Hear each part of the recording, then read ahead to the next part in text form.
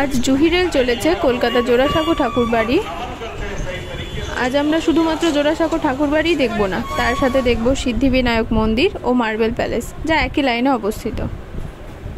প্রথমে আমরা কাটোয়া হাওড়া লোকালে চেপে গেছিলাম এবং নেমেছি হাওড়া স্টেশন, এবং তারপর বাস ধরে নেমেছি জোড়াসাঁকো ঠাকুর বাড়ির গেটের সামনে।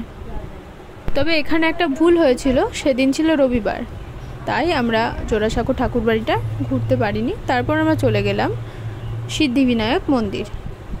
আসুন জেনে নিই একটু সিদ্ধিবিনায়ক মন্দিরের ইতিহাস সম্পর্কে। 60-এর দশকের কথা। তখন সাদা কালো জামানা, সবার বাড়িতে ফ্যান আসেনি, বাস বা ট্রাম ভাড়া তখন সে পয়সার হিসেবে।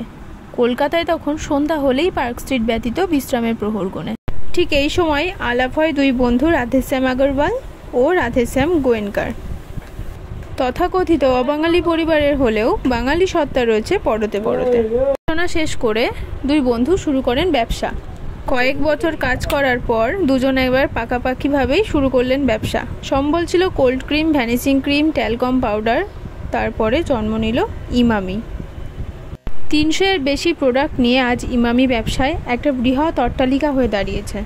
তখন দুই বন্ধু সম্মিলিতভাবে ঠিক করলেন কলকাতা তার সিদ্ধিবিনায়ক মন্দির উপহার পাবে।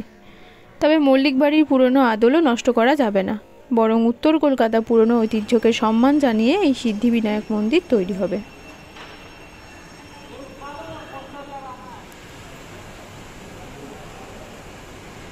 এই মন্দিরের বিশেষত্ব হলো সব সময়ই প্রসাদ দেওয়া হয় এবং সমাজের যে কোনো শ্রেণীর মানুষের জন্য এই মন্দিরের দ্বার অবারিত হয়েছে।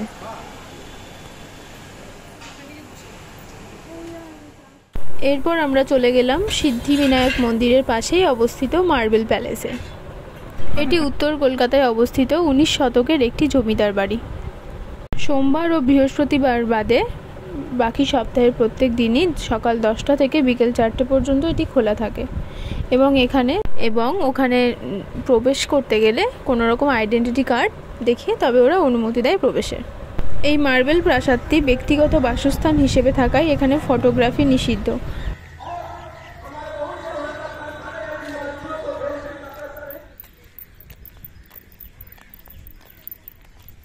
বাড়ির অভ্যন্তরে এমন গাইড রয়েছে যারা দর্শনার্থীদের বাড়ি ঘুরিয়ে দেখান, যদিও বাড়ির অংশগুলি এখনও সীমাবদ্ধ রয়েছে।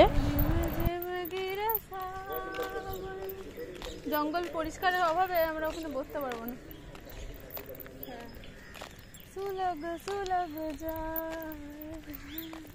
আমি এত সুন্দর গান গাই।